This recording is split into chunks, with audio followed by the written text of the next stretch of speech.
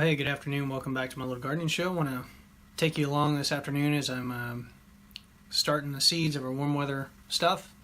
I was going to do that last night, but had to just kind of think through what we wanted to do with all that. Did we want to start all those varieties or not? And I've decided I'm going to go ahead and start seeds for all the different things I have, and then take a selection from that and kind of go from there. So I'll take you along here. I'll show you kind of how we're going about doing it this year.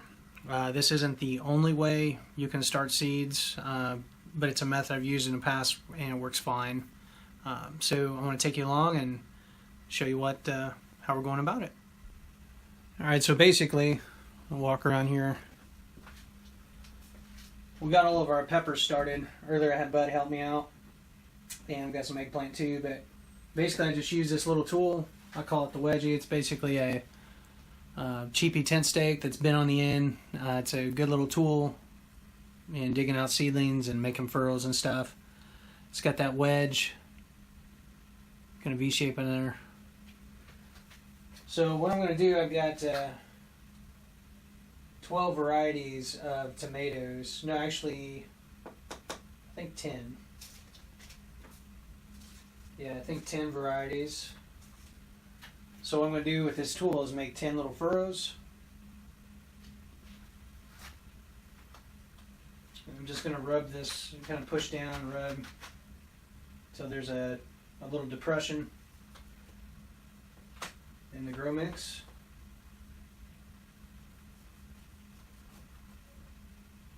We've got these spaced apart about 2 inches.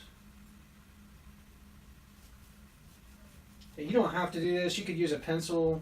Heck, you don't have to use anything. You could just sprinkle the seeds by hand if you want. You could use your finger, but this is good because it allows me to just kind of judge. So 1, 2, 3, 4, 5, 6, 7, 8, 9.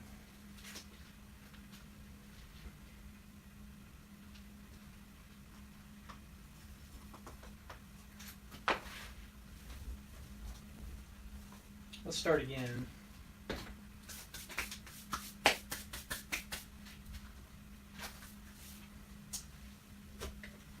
Got a little amazing tape.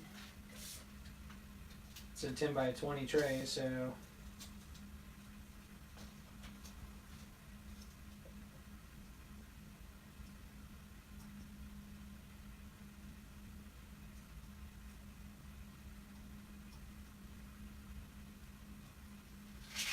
maybe if we go 1.5 inches this time.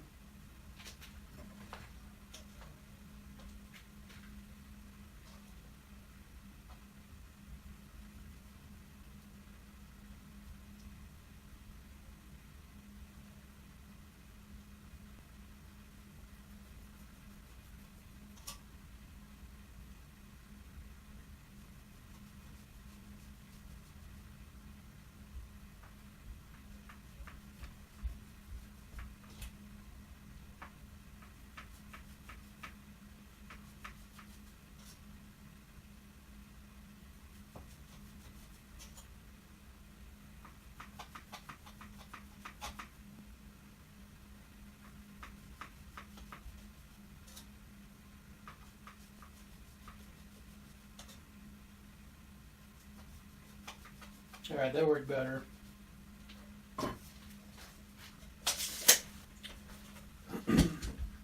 So we got 10 furrows. What I'm going to do is come back with our varieties and drop a fair amount of seeds in each of the depressions. I made the depressions so that when I can kind of make them a little deeper. But made the little depressions so that when I go to water them in, the seeds aren't going to wash out all crazy. They should stay in the little furrow that I've made. So the first variety, we got Kellogg's Breakfast.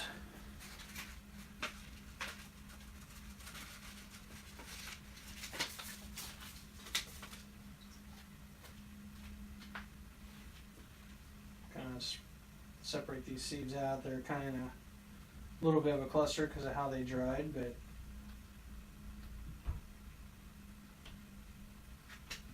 Now, Kellogg's is one of our favorites. It's a late season tomato though, so we're not going to see these till probably September.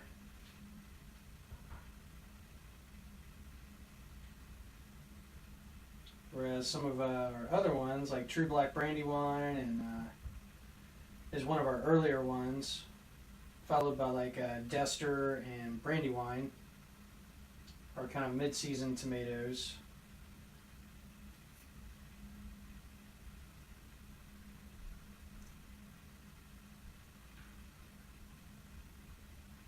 But this is a nice tomato. It's not as acidic. You know, if you want something that's a little more low acid, then go with like the yellow or kind of the paler. You know, steer away from the red varieties. Go with like yellow or white. We've got white tomatoes.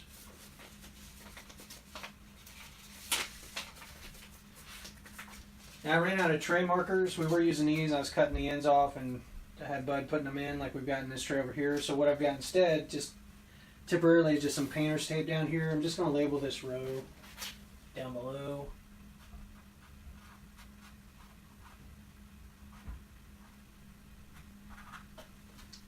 Just so we know where that's at.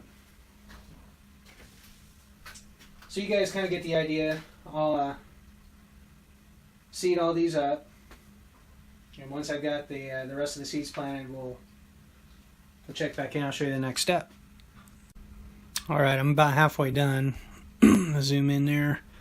What I thought I'd show you, and I don't know if the contrast will pick up, it's kind of neat the different colors. Like the sauce tomatoes, the seeds are darker than the slicers. But that's kind of interesting. Both San Marzano and Italian paste are that way. So we'll go ahead and get these started. Now here's another one I'll highlight. This is a new variety we're trying this year. Zoichka, I think that's how you pronounce it. Anyway, it's a yellow tomato, similar to the Kellogg's Breakfast, but it's supposed to be a lot earlier. And a lot of these northern, tomatoes that originate from like Russia, Ukraine, that area, they tend to be earlier. They're northern varieties, kind of bred to for those climates. So consequently, they have a shorter days of maturity. Don't require as many heat units or days that are above a certain temperature to produce. All right, so we've got everything started. You can kind of see the rows of seeds. Now what we want to do is water these in. What I've got is a little solo cup here that's got holes drilled in it. Basically, I want to make sure I'm getting enough water to water, but I'm not filling that cup all the way because I don't want to wash the seeds away. So it's just going to not be a lot of pressure at all, but enough to take the water through. And basically drip water into the furrows.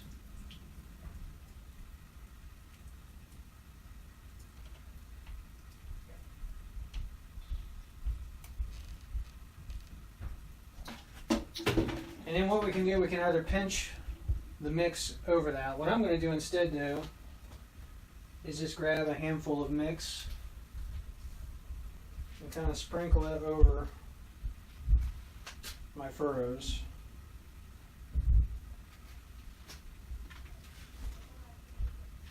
I might take a handful or two. We'll make sure those seeds are covered.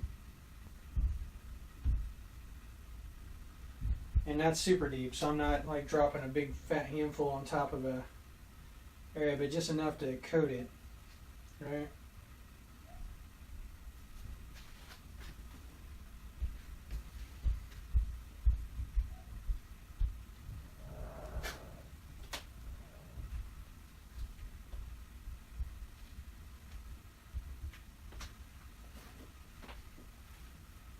And you don't have to use potting mix. You can use sand. You can use. You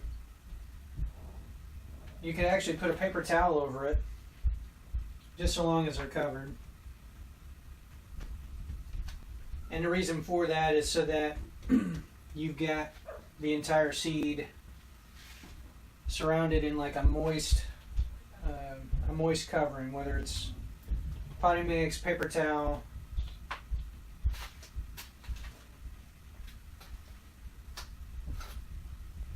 whatever it might be. It's just going to help activate the seeds quicker so that they'll sprout. So that looks pretty good. Everything's pretty well covered. I don't see any seeds sticking out. So the next step is we want to do the same thing, just kind of run this cup pretty quick over, just water this in.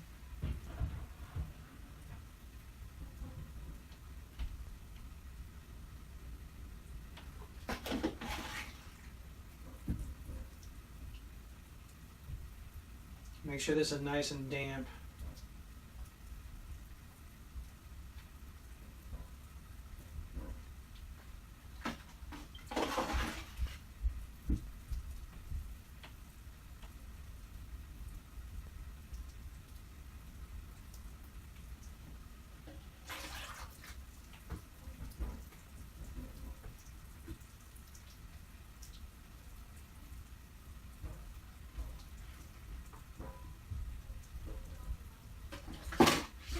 Alright, that looks pretty good.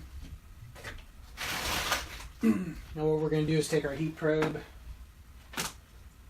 and stick it in on the corner, probably like between the furrows. I think right there. And then we're going to grab a lid.